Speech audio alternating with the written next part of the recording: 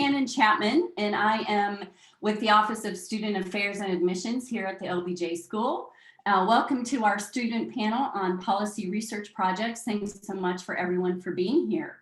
And the policy research, or PRP as we call them, is really a capstone experience focusing on real projects for client partners. And we have a great group of students here, Alex, Barbara, and Devin, if you can please wave. And I want to really thank you so much for being here. I know you're super busy with a really busy time of the semester. So thanks so much for spending time with us today to talk about your PRP experience. And we also have members of the OSA admissions team, Laura and Amy, if you can wave. Thanks for you guys for being here as well. So I'm going to go ahead and kick it off by asking our great student panelists to introduce yourself and just give us a little bit of information about your background and what program you're in and what drew you to the LBJ School. And I'll have Devin go first because you're the first one on my screen. Perfect. Hi, everyone. My name is Devin Hanna. I have two first names, Brace. I am a second-year MPAF student.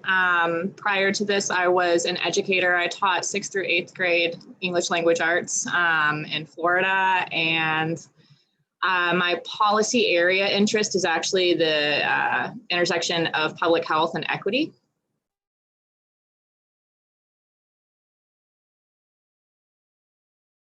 Cool. I can go next. Hi, everyone. My name is Barbara Kufiadin, and I am a second-year MPAF student. Prior to LBJ, I was actually an undergrad, so I came straight from undergrad to the LBJ school. My areas of policy interest really relate to DEI policy, so diversity, equity, and inclusion policy, labor relations, and just workplace inclusivity, looking at how we can integrate policies to make the workplace a more inclusive environment. Hi, everyone. I'm Alex. I'm a second-year MPAF student. Prior to LBJ, I was living and working in Shanghai, China for about 6 to 7 years, primarily in education. So I was a teacher. I worked in college consulting. Somewhere along the way, I decided that wasn't the right path for me, and I decided to switch to public service. Found myself at LBJ. I'm really taking the time here to explore everything that LBJ has to offer. So I'm kind of a generalist in that sense, but I would say my areas of interest are criminal justice, reproductive justice, gender equity, and then kind of just broadly social policy. Great, thank you so much. And again, thanks for being here. And Amy and Laura, can I give you, have you give a quick intro as well? Absolutely. My name is Laura Roach, and I am one of the Fab 3 grad coordinators at the LBJ School. So our job is to support students from perspective all the way through graduation. So we'll get to know you all. I already recognize some names that have joined us today. I'm glad to see you. I know we've emailed, but we are really just here as a support system to help you navigate the process of graduate school.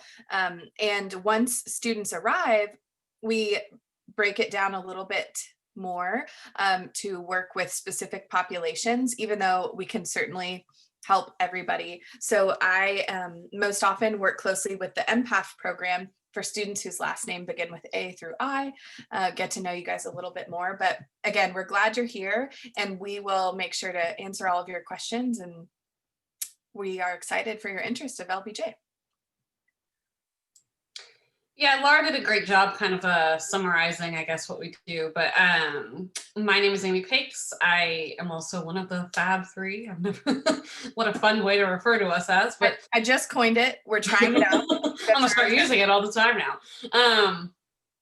I have been at LBJ for a little over 2 years now. Love every minute of it. Love hearing from our great students.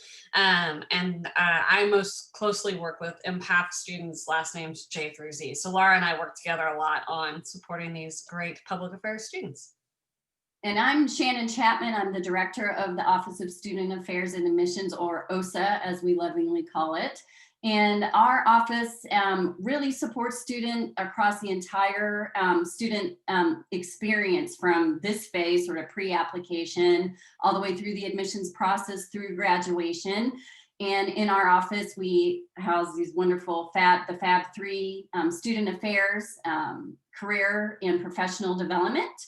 And we're really here to provide robust services to our students to have them, ensure their success while they're here, as well as their success after they graduate. So thanks again for our students and Amy and Laura for being here. And thanks for all of our prospective applicants for being here as well. All right, so why don't we kick it off with each of our panelists giving a quick summary of your PRP. And if you can talk a little bit about what specific project you worked on, who your client was, and who your professor was. And Devin Hanna will kick off with you. Perfect, thank you. So my faculty member for my PRP was Dr. DeFrancesco Soto, and she is the Associate Dean for Civic Engagement this year. And what we worked with a client who is based in Chicago. It's a Safe Haven, which is a nonprofit foundation. They offer a continuum of care program aimed at helping those suffering from homelessness and opioid addiction. And their aim is to help those individuals get to self-sufficiency. As we started off the year, we did a lot of research, both about the opioid crisis here in the US, as well as the homelessness crisis, and then started looking at best practices for treating both of those crises, and then also how different states and different local governments, as well as the federal government, are all kind of trying to handle this all at one time. So as we started to pick apart the best practices, we started coming up with these ideas on how we could help a Safe Haven create a specific combination of services that would better help them with getting individuals to self-sufficiency, and then also helped with the secondary question about like how a Safe Haven could best advocate for tools and funding to better help those individuals. So toward probably like the beginning of the second semester, we started throwing these ideas at the wall and seeing what stuck and what was really an actionable policy recommendation. So we were able to create a deliverable by the end of our second semester, where we had a policy report outlining 2 recommendations that we broke down into smaller actionable chunks. And then those were based again off of the best practices for treating opioid addiction and homelessness. And we gave that report to a Safe Haven. We also did individual lobby kits to help them advocate for funding and tools from different stakeholders. Awesome, thank you. Barbara? Yeah, that sounds really cool, Deb and Hannah. Thanks for sharing. Mine is in immigration. So I worked with Dr. Ruth Wassam, and she is kind of our immigration expert at the LBJ school. She does a lot of work in that area. My client was the Office of Welcoming Communities and Immigrant Affairs in Dallas. And so this is a new office that started about 3 years ago, where Dallas participated as being a welcoming city. And so what that means is there are a couple of cities around the nation who are designated as welcoming cities. And what that means is that they have an environment that helps immigrants thrive, whether that's being civically engaged, helping out economic wise, housing, anything. There's these 5 categories that they are kind of indexed in. And so there is the standard index for these cities who are designated as welcoming cities. Essentially, where we came in and where my PRP really honed in on was, 1, helping Dallas get a better indexing score. So Dallas had dropped throughout the years that they had been designated as a welcoming city. And we really wanted to make sure that, 1, we honed in on why they were dropping, as well as what were other cities in the state of Texas and nationally doing to increase their scores, and what is something that we can learn from them. Second, we were really looking at access and mapping. And so what that looked like was, how far are hospitals from like the areas that most of the foreign born population lives.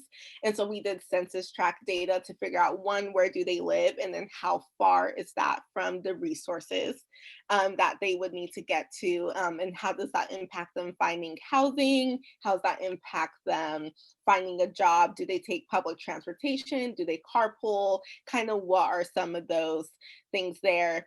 And then the third area that we focused on was more qualitative, and that was, we actually went on the ground to Dallas and knocked on doors for a weekend. And this was right before school shut down for COVID. So I'm so thankful that we were able to do it. It was literally the week before school shut down, but we ended up knocking on doors and surveying. So we asked questions like, how hard was it for you to find a job?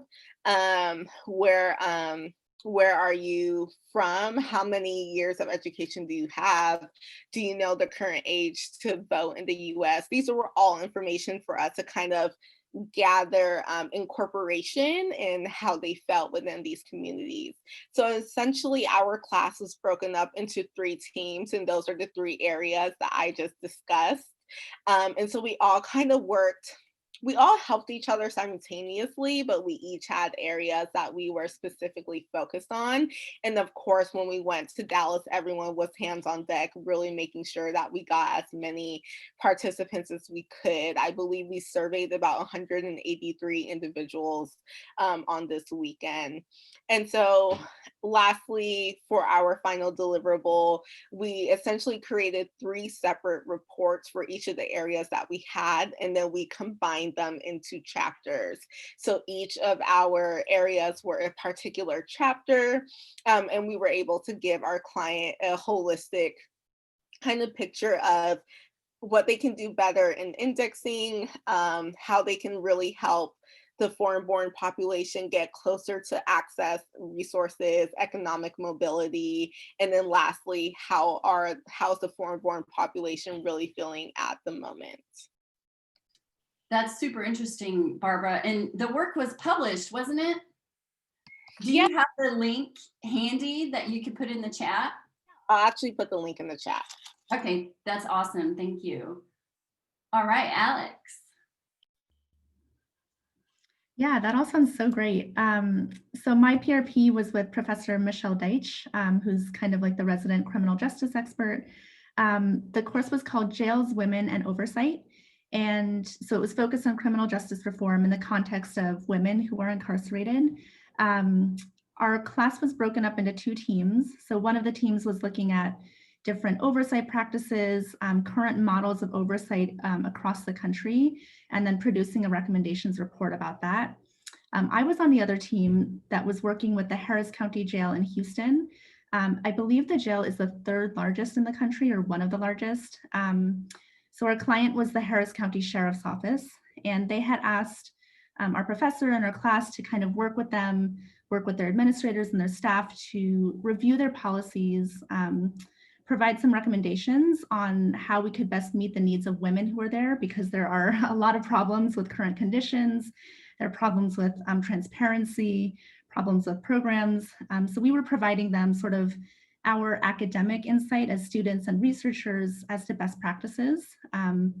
And our final deliverable was that recommendations report and then a presentation. I think for me, the most exciting part was just the hands-on work of going to Houston, visiting the jail, touring the facility, meeting with all the administrators and the people there, including women who were incarcerated.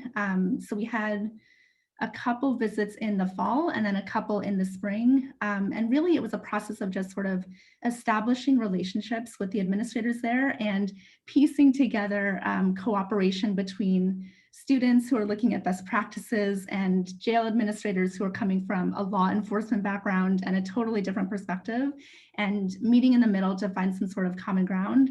So that was a really interesting process. So we conducted a literature review, we toured the facilities, we did get opportunities to speak a little bit with women who were incarcerated, just on a casual basis. One of our final goals in the process in the spring was to actually formalize a process for incorporating the voices of people who are incarcerated into our report. And we were going to do that by conducting surveys and by conducting focus groups. And we were all very excited about that. Unfortunately, COVID kind of cut that process short right as we were about to go in and actually conduct the surveys and focus groups. But we still got the really great experience of kind of mapping out what our surveys were going to look like. How do we conduct research with a vulnerable population that protects their privacy and confidentiality, that produces informed consent procedures? How do we think about questions that best capture their experiences? So that was a really great just sort of thought process. In the end, we did produce a recommendations report. So we looked at all the aspects of jail facilities, operations, management, classification of women, different programs. I focus specifically on mental health resources. Other people focused on reentry resources and how to facilitate the process of getting people who leave jail back into the communities where they can thrive.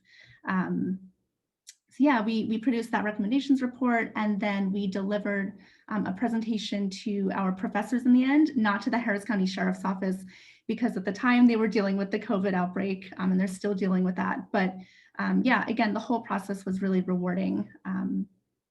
Yep. Awesome. What great experiences all three of you, it sounds like all three of you had. So I thought I would kick it off with some sort of moderated questions just to get the conversation started, and then we'll open it up to questions from the audience. So one of the first questions I had is, what sort of skills did you learn during the PRP that you feel will really help prepare you for your next career post LBJ? Are we going in order? Does it matter who jumps in? Just feel free to jump in at any time. I mean, I personally felt like I kind of had three big buckets of things that I learned in my PRP that I think are transferable. One is obviously kind of like the technical skills. Much like Alex, we also learned, we were also planning on doing a survey and we were going to fly out to Chicago. And unfortunately, that was literally the week that we got the first two cases here in Austin. So that did not happen either. But like being able to, you know, learn how to prepare and create a survey, especially for working with vulnerable populations, was absolutely critical especially for the policy interests that I have. And then also Dr. D is wonderful and really taught us how to create a polished policy report. And that is just absolutely critical for the work that we do. So like the technical skills was definitely something that we were consistently on top of. Also working with, it's strange how different it is working with a group on like a group project in a semester versus working with a group of 11 other individuals for an entire year on one deliverable that is actually like being used. And so it really does teach like teamwork and like how to value other people's opinions and how to have these hard conversations in order to best serve someone else. And so that was just something that I really like. I love all of the people that I was in PRP with. We were very close. We still are pretty close. So it's really great to have that experience. And then also like, I think it translates very well to like being able to like work with individuals that you're going to be with, you know, in your next job, especially like any sort of consulting or anything like that, where you're working with consulting teams.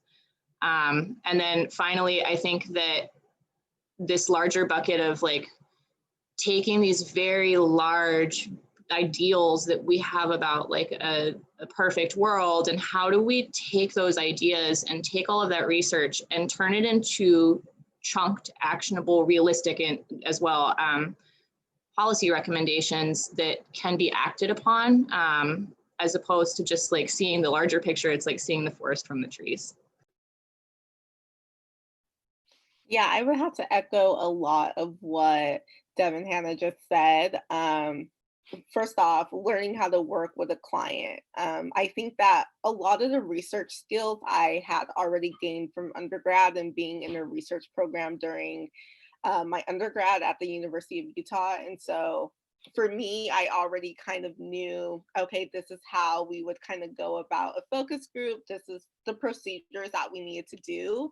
But when it actually came down to like filling out the IRB, I was actually in charge of that. And that is something that like LBJ has just like forever prepared me for, and that's just something that you just have to go through yourself.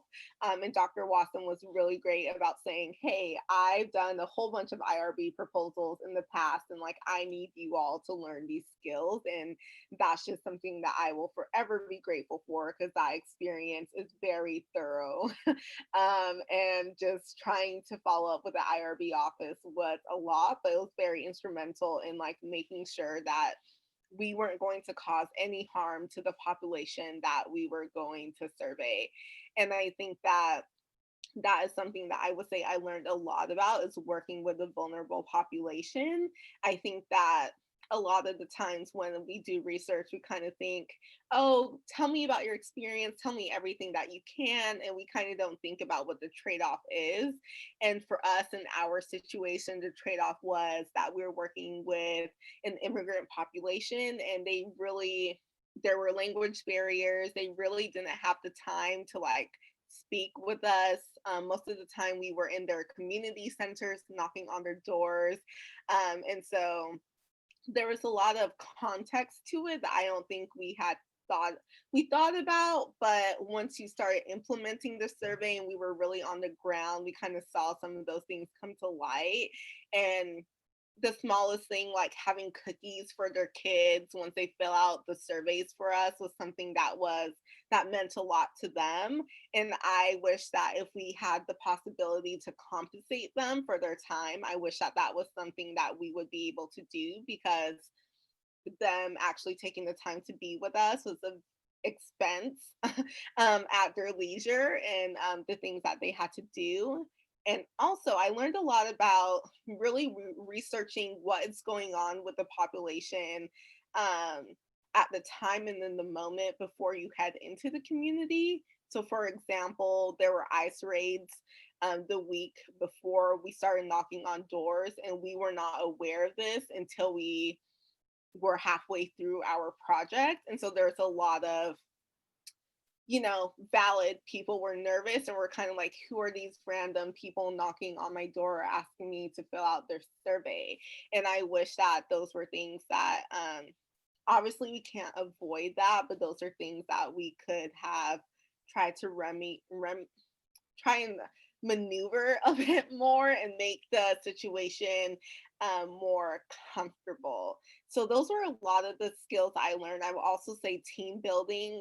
As I said, we were broken up into 3 different teams, but I think at some point we were all just focused on our specific areas. And then when it came into second semester and we had to blend our projects together, that was really, really difficult and really hard, because we all thought our information was very important and we all knew the best about our area. So like receiving feedback and criticism from other teammates who didn't work on your team was a little hard, but I would say that I am super, super close, as Devin Hannah said, to my PRP classmates. And those are the people that I really gelled very well with and forever will remember them when it comes to this LBJ experience.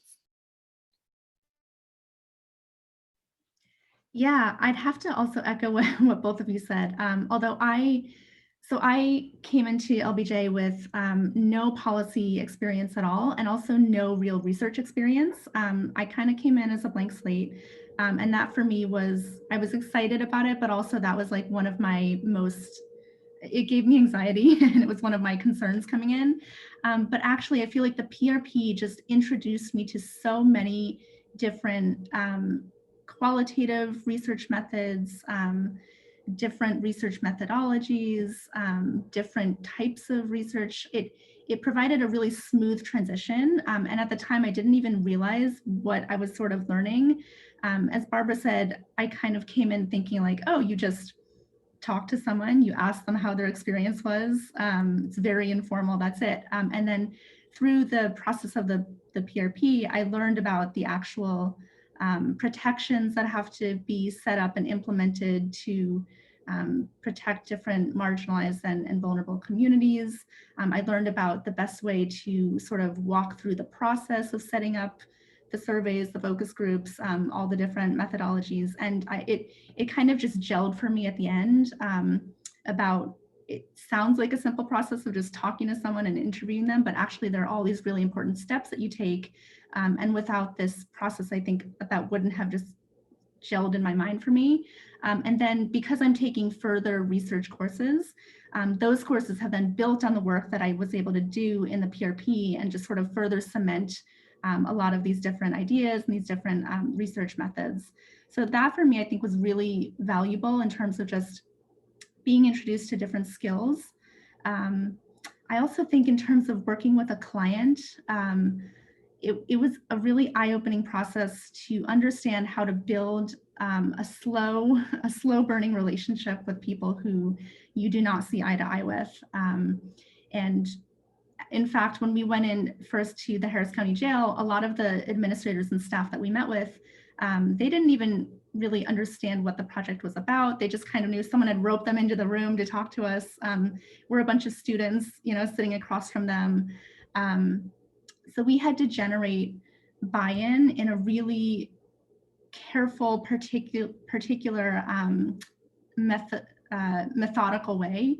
And so I was able to watch my professors build these relationships with them by not, overloading them with information at the beginning, or just sort of centering our voices as researchers, but really sort of working administrators into the process and collaborating with them and ultimately allowing them to have ownership over the process. And as part of that, so we had a couple different visits with them. We got to know each other, build a relationship. We broke out into sort of small teams to focus on individual topic areas like mental health or reentry. And that gave us the ability to actually sort of develop those smaller relationships. And then after that, we also, our professors implemented a visioning session where the administrators and the staff who run the Harris County Jail, they took the time to sort of think through the principles underlying the work that they do, which I think they had never thought about before, or certainly never thought about in this way, and to think about the work that they're doing, why they want to do it, what they want to bring to the service that they're providing, and really helping them think through undergirding principles of dignity and respect into everything that they were doing. And that was, you could kind of see like the different light bulbs going off in their heads, which was really fun. And yeah, so that process of just working with a client, establishing a relationship, and ensuring that ultimately they're thinking about centering the people who are incarcerated in their work, or even just getting them to think about them that at all, was, I think, the most important takeaway for me. That's awesome. It sounds like you all had, really rich, robust experiences that you'll be able to carry into sort of your next phase of your professional career. Thank you. So I'll ask one more question before we open it up to the audience. And I'm just curious, so the LBJ school offers, a robust set of sort of what I call experiential activities outside of the PRP. What have you been able to take advantage of in your time at LBJ, whether it be, work with the research centers, work in the professional development certificate program? So what have you been able to take advantage of, and how has the new COVID reality changed some of those opportunities for you?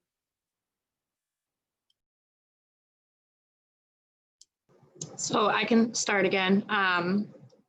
So I don't know if we would necessarily call this like this is through a class, but it's actually really cool. So I got the opportunity last semester to work with FEMA on a consulting, like to work as a consultant for FEMA with my public management class that is under Dr. Kettle.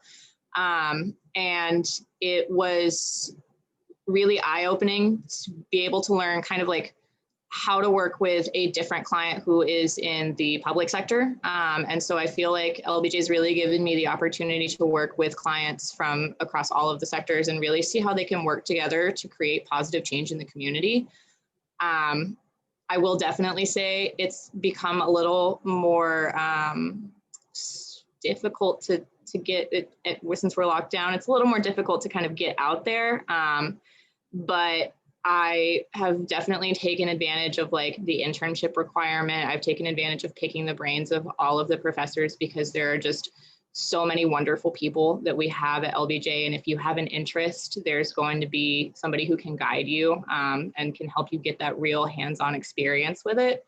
And then this year, especially, I've been trying to be more active with the policy alliances. So like PPA, for example, just to kind of like see what I can do to get more connected to the community as a whole.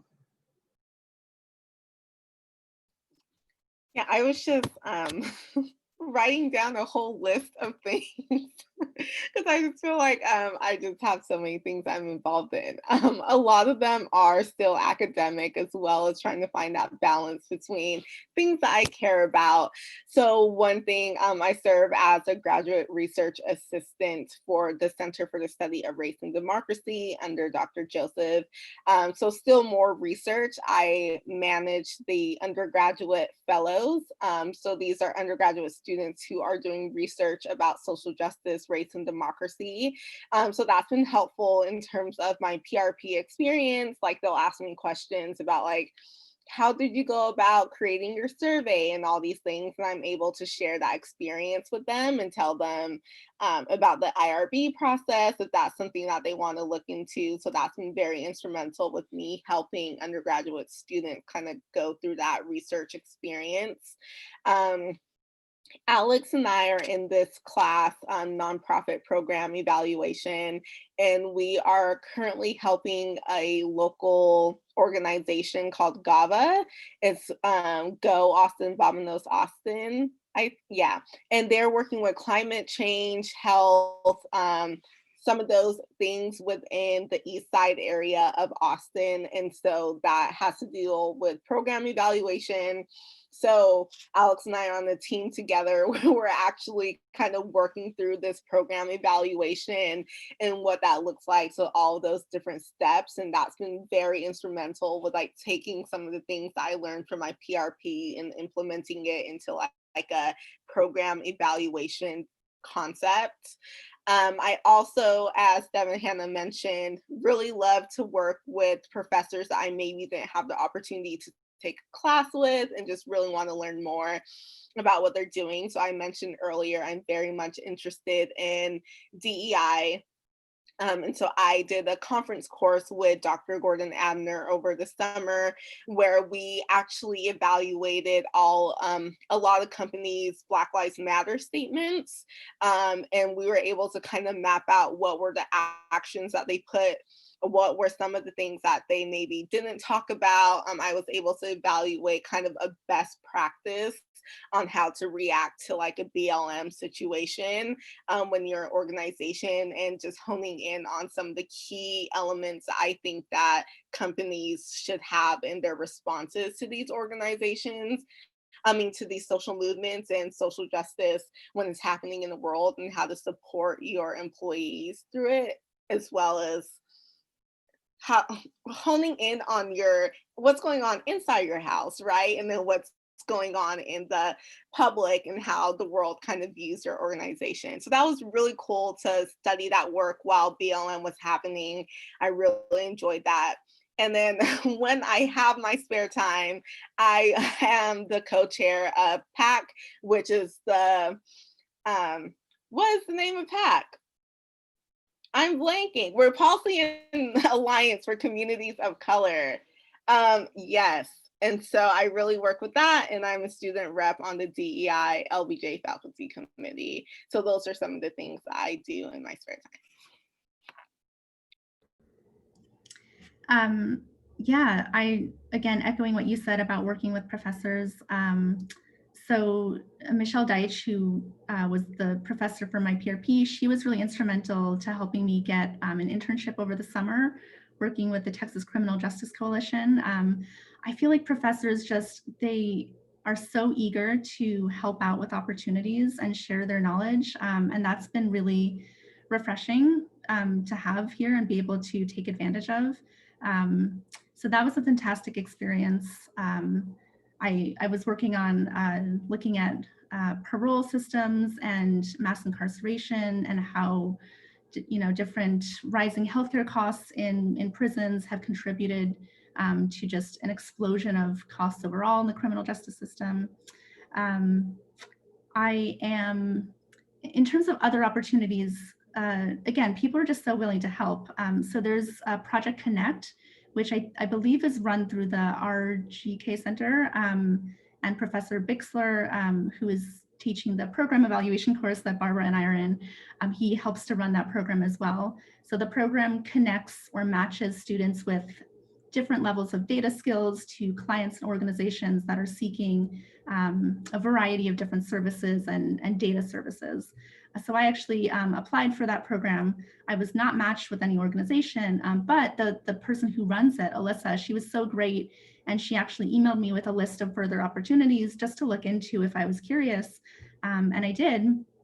And because of that, I was able to get an internship with an organization called Any Baby Can that works on early childhood development, pursuing some research and program evaluation. And so I just feel like one thing kind of leads to another with opportunities at LBJ. So that's been really cool. And just finding ways to use skills that are currently in development. So I'm finding an interest in working with data, finding an interest in program evaluation, and I'm able to play those out in real time, even though I'm not yet an expert in them, and learn on the go, which is really cool. What else? I'm also helping with the Pride Policy Alliance.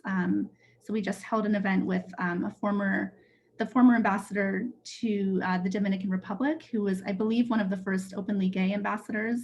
And he shared his experience, his diplomatic career, and he talked a lot about the importance of voting for different LGBTQ communities. So yeah, lots of opportunities, and just it's about finding ways to get connected in this era where we're all facing each other on a screen. Excellent. Thank you so much. All right, so opening it up now for questions from the audience. What do you have for us?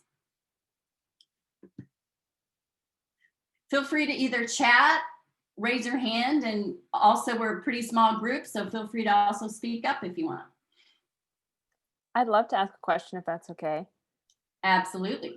So hi everyone, my name is Liz. I'm from Boston, and I'd be curious to know what attracted you all to UT Austin, and where do you see yourself working once you graduate, and to what extent is your project kind of influence that, or perhaps given you opportunities to think about what you want to do for your professional career? I can start on what attracted me to Austin. One, I was from Utah and it was not diverse. Not saying that Austin is the most diverse, but anywhere that had a couple more Black people was a place that I was just going to go. So that really led me into coming to Austin, and my partner recently had moved to Dallas. And so it was just like the perfect fit for us in terms of just finding a place that kind of worked for the both of us. And so that was kind of what led me, and as well as just knowing that the LBJ school standing, where it kind of stands with the list of other public policy schools, was very important to me.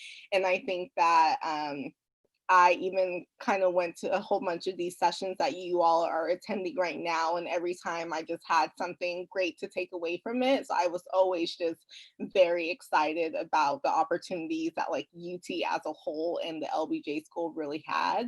And just the ability to tailor the impact program to like whatever area that you want. And so like most of the time DEI isn't, there's no degree for DEI really, but I knew that policy work in DEI was very important to me because you have to change the policy in order to like make things more inclusive. And the ability for professors to work with me, Dr. Joseph, Dr. Abner, a whole bunch of people to just really help me create that experience. And I also take classes outside of LBJ. It was just a perfect opportunity for me to grab all the skills that I wanted. Another thing about skills is it's very technical. And I would say that that has prepared me a lot in a world that is asking for technical data.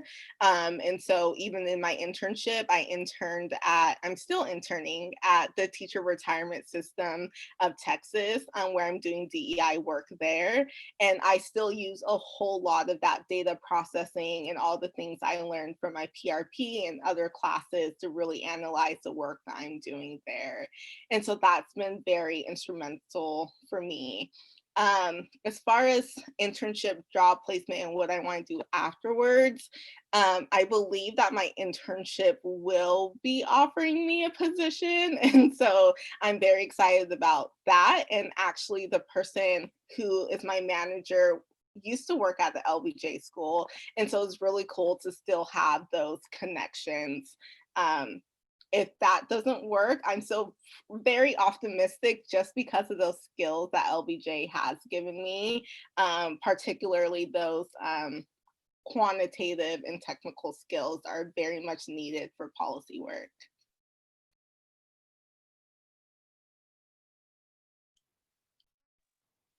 Yeah, I'd say I came to LBJ really for the blended experience. I feel like when I was looking at different policy schools, they had different strengths or areas of expertise, but ultimately I decided on LBJ because it was that mix of everything. And I feel like that has been borne out in my experience here.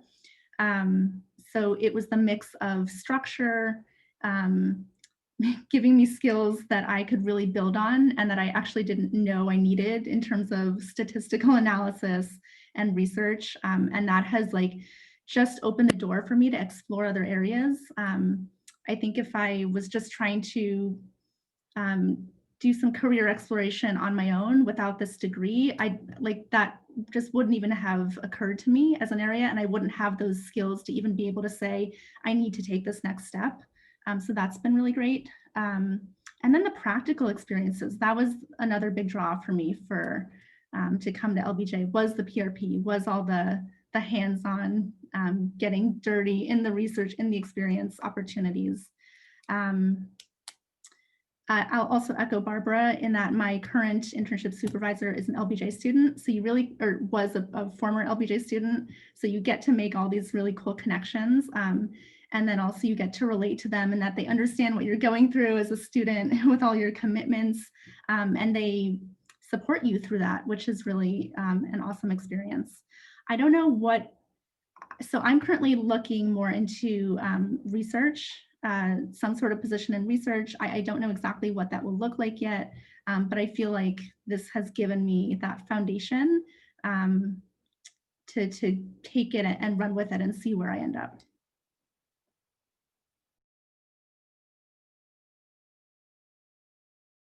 So much like Alex, I also came sort of for this experience of having everything kind of blended. I am going to be 100% honest, math is not my forte. Anything that is quantitative is not my forte. And so at first I was kind of scared about how rigorous I knew this was going to be, but the opportunity to learn so many different avenues about policy work and how learn the hard skills that I did not have really appealed to me. But I'm going to be completely honest, the deciding factor for me was actually Professor Pat Wong, because when I came for Accepted Students Weekend, I met with him before I met with anybody else, before really anybody else was there, and just the clear transparency of the individuals who I had spoken to at LBJ and the caring that they have for their students and the absolute effort that they will do anything that they can, anything within their power to make sure that you are getting the best out of your learning experience. And I could see that from a mile away before I decided which policy school to go into. And that really was the deciding factor for me. Excellent, thank you. What other questions do we have?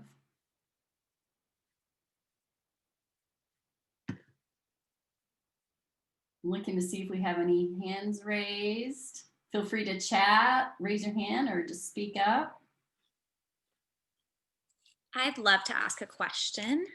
Hi, my name is Morgan Ruth. I apologize. I joined a little bit late, so you guys may have already touched on this a little bit, but I, like Alex, did not get the chance to do much research in my undergraduate. So it's something that I am really interested in starting with my graduate degree.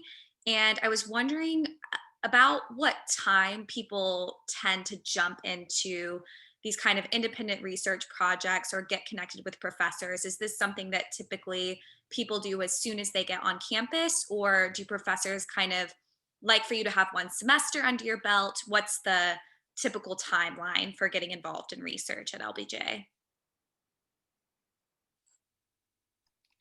I think is the PRP now moved to the second year? That's right. Yeah. So a little different from our experience, but we did it our first year, and I would say that maybe if you didn't have some of those classes under your belt, it could be a little difficult if you hadn't done any research in the past. But maybe Alex, you can speak about this a bit more. But I think that if I would have done the PRPs my second year, I would have felt maybe even more comfortable kind of digging into the stuff. So I wouldn't worry too much about that, especially since you'll have like 1 year under your belt. I did my independent study during the summer semester, and so that helped me really just further hone in on those skills before focusing on my second year of LBJ. And so I think that one, making those connections with professors can happen at any time. Right after I got admitted, I was already connected to Dr. Joseph, and that really helped me in just talking through even making my decision for grad school, and also just learning more about his areas of expertise. And then I think Alex, or no, Devin Hannah just mentioned that during admitted students weekend and during orientation, you actually do have a lot of the time to interact with professors and ask them questions about, what their areas of expertise are. And you kind of were able to pinpoint some people that you definitely want to connect with. And so I think that given that the PRPs are going to move to your second year, that you would have an opportunity to kind of get involved in some of those things a little earlier without before diving full deep into the 1 year PRP experience your second year. Yeah, and I would also add that I think it just depends on your comfort level. So I actually saw a lot of classmates who jumped right into really substantive research and policy work and internships, working with student centers. For me, I didn't have any of that. And so I just allowed myself a semester or two to just kind of take everything in, get my feet, sort of get comfortable with everything. And then once I had a better lay of the land in terms of some of those core foundational classes, quantitative skills, microeconomics, I felt like I was in a better position to be able to argue or just reach out for a more in-depth position. But also I would say, I guess two things. One is just kind of keep an eye out for opportunities and take the temperature wherever you are of different potential opportunities, just to know what's out there. That's kind of what I did, is just kind of keeping up on knowing what was available, what my classmates were doing, so that when I wanted to make that decision to jump into an internship or a job opportunity, I would be able to, I just have more information. And then second, even, some internships or positions are very explicitly more about just a mentorship role. So mentoring you through the process of research or learning. And I think if you're upfront and honest about that and just say, I maybe am not coming in with a plethora of skills, but I have this, desire to learn and this foundation or this base of knowledge, then I think a lot of centers or people would be happy to work with you and have you jump on board and get right in.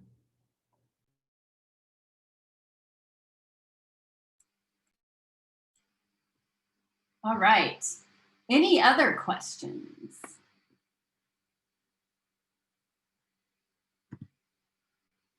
I don't see any hands.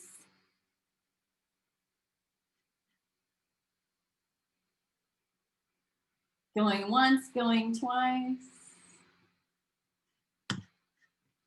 All right, so thank you, dear students, for being here. I think we're adding you to the Fab 3 club.